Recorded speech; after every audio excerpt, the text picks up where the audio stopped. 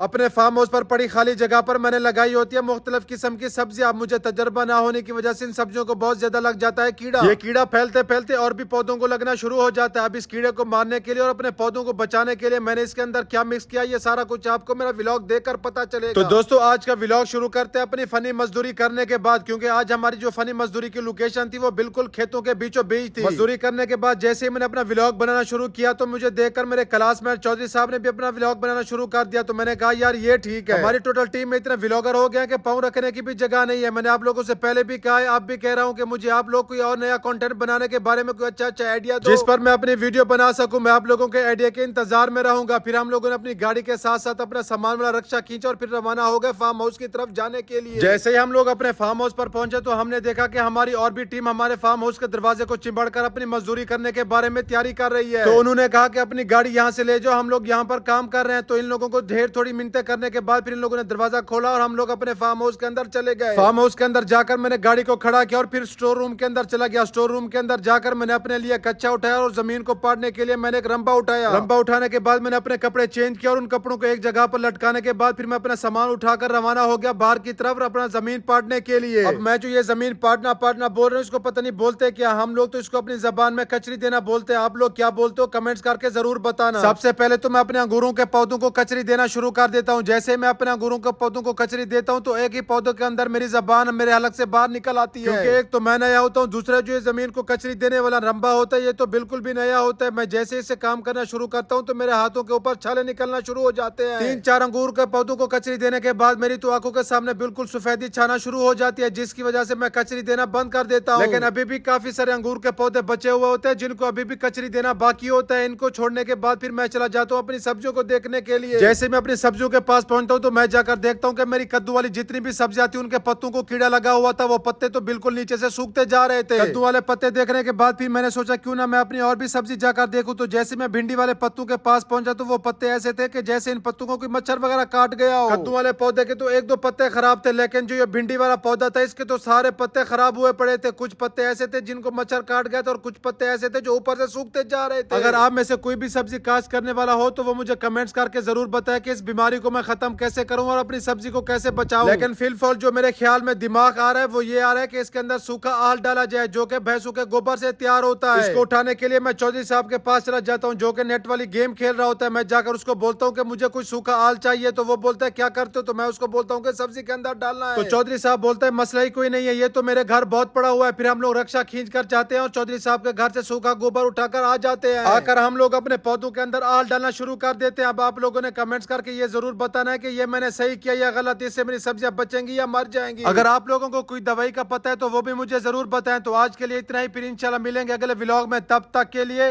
अल्लाह हाफिज।